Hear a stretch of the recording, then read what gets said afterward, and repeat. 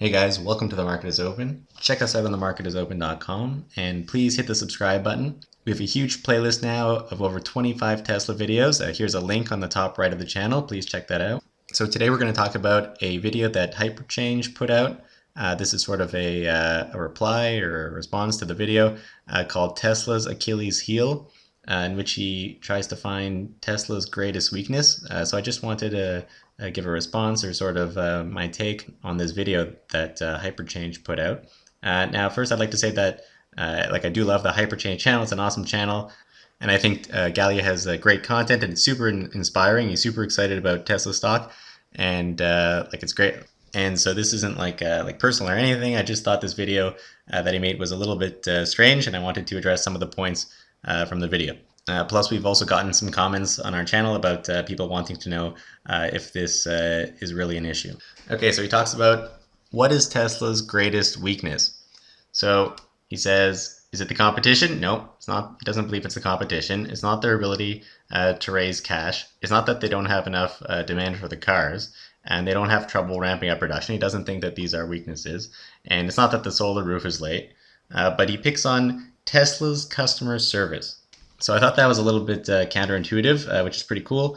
So let's examine if this is actually Tesla's greatest weakness. Yeah, so first of all, what is an Achilles heel? It says it's a weakness in spite of overall strength, which can lead to a downfall. Okay, so you might think that Tesla has a strong position in the market, but the customer service is a little bit weaker, which is going to lead to their downfall. So I'm not sure if that's exactly what an Achilles heel is. So the name comes from Greek mythology. There's this guy named Achilles, and his mother dipped him into like the river to make him invincible. But she was when the water touched him, he became invincible. But she was holding him by his heel, and that part never went in the water.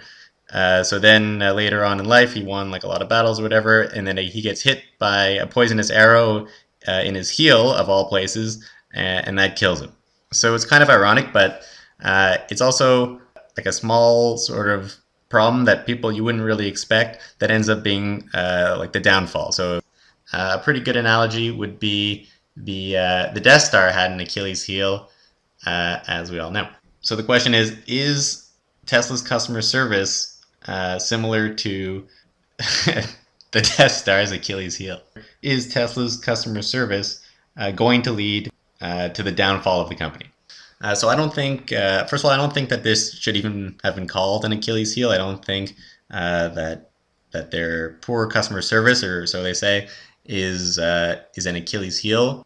So first of all, Tesla actually happens to be quite good at their service. They're opening service centers like crazy. They have galleries like crazy. They've been ramping up the supercharger network so that people have a better experience when they go to the supercharger network and there's actually superchargers available.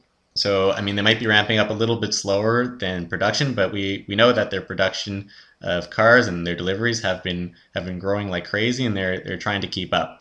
But that said, I think that's sort of a temporary problem. Like Tesla knows that they're behind on service centers. I think Elon's even tweeted about it. He's opening up service centers all over the world, in galleries and supercharger stations, etc.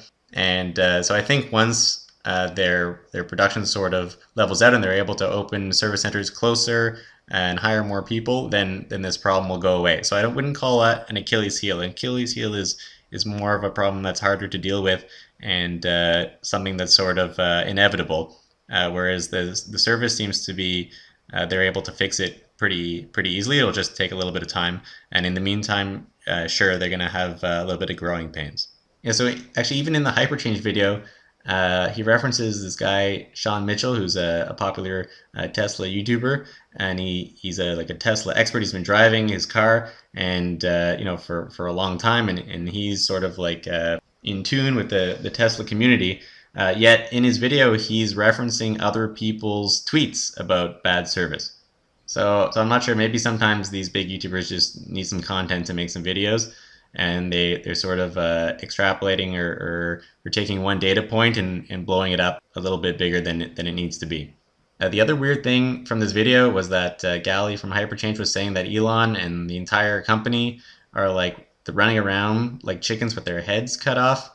I'm not sure exactly what he's talking about. Actually, to be honest, Elon's been pretty relaxed lately, in my opinion. Like, if he would have told me this in July when they were having production problems and Elon was working 120-hour work weeks, then maybe I would have agreed. But right now, it seems like Tesla is actually getting their shit together, and the company seems to have more control over where it's going. Elon seems to be having like a normal work week, and in terms of customer service, Elon he even sometimes replies personally to people that have problems, and he helps address them on Twitter. So I don't know of any other company or CEO that's doing that. So I'm not sure if this is actually a gigantic weakness for the company. Yeah, so as I was saying, like, is the service actually that bad? So they have maybe a couple tweets and maybe some people that they've been talking to with bad experiences. So their sample size is pretty small. I mean, you can't just pick like a YouTuber with some tweets, or just pick a popular YouTuber who's talking about someone else's tweets and assume that every single person is having huge problems. I mean, like, there's no denying that there are people with bad experiences. And it's probably mostly due to the ramp up in having too many cars on the road and not enough service centers. But it seems like they're addressing that. I also think that there's people that have had extremely good experiences. I know that, like, for example, my neighbor bought a Tesla, and he had to get it for service, but he couldn't get to the service center. So Tesla actually delivered a loaner car to his house, picked up his car, brought it in for service, and then brought it back to his house. So they basically did the service for him. I mean, it's probably not going to happen all the time. It was just a one-off circumstance, but that's a great customer experience, and you don't always hear about that. So you can't just pick on the bad ones, pick on the good ones. I mean, those are probably the only ones you see on Twitter. There's probably hundreds of people who just have, decent service experiences. Yeah, so you can't just look at these small sample sizes and make a determination based on that. Also, the competition. If you look at any other car manufacturer or dealership, like, I don't know, I've got nothing nice to say about the dealerships. Like, I mean, even car salesmen, people get an extremely bad reputation. I mean, that's probably for a reason. But I'm sure, like, a lot of people hate taking their cars for service, and I mean, you hear about it all the time, and it's just normal. Like, nobody really talks about it. But like, I don't know if these other YouTubers have ever owned a car before. But going for service is terrible.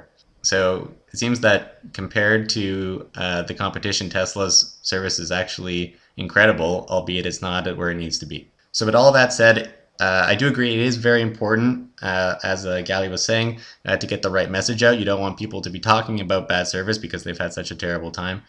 You do want people to have a great service, great customer experience, so that they can tell their friends and spread the positive word, just like how they're doing about the actual car. So that definitely is important. But maybe this was just a video that he made to give to Elon to focus on the service. Okay, that's great. I hope Elon does focus on the service a bit more. That is important. But it did seem a little bit misleading, like, to investors, as if it was like scaring them, people watching the video, that something was wrong with the company, when in fact there doesn't really seem to be.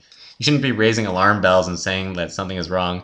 Like, I think that's doing Tesla more of a disservice than anything else. So I kind of disagreed with the video that he made. Actually, I think Tesla service can end up being one of the greatest strengths of the company, because Tesla does have like an opportunity to sort of revolutionize service, and I think that's what Gali was expecting. He was expecting it to happen right now, and it might not happen right away. It'll take time probably, but Tesla is structured in such a way, and their culture seems to actually be quite good. They don't have the dealerships, even, for example, like an extra middleman that charge like ridiculous prices for service and for like selling cars and things like that. Like, I mean, Tesla has galleries, and they say they don't force you to buy cars. Like, the experience is set up to be different. So sometimes, I mean, there's one asshole that you have a problem with in the store, like a salesperson or whatnot, and like, I'm sure that's a bad experience. But like, overall, the average, you'd expect a great experience, and I think Tesla does have a great opportunity to make that happen. And I do think everybody at Tesla is working to achieve that. And Elon Musk has tweeted about it before, and it seems like that's where they're headed. It just might not happen right away, and it'll take a little bit of time. But there's no reason to raise alarm bells about it right now. I think just tell Elon about it and let him focus on it. But I don't think that this is anywhere close to being Tesla's greatest weakness.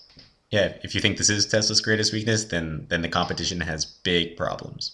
Thanks for watching. Hopefully you enjoyed this video. If you did, please hit the subscribe button and hit the bell so that you get the notifications. And have a look at our other Tesla videos. Thanks for watching.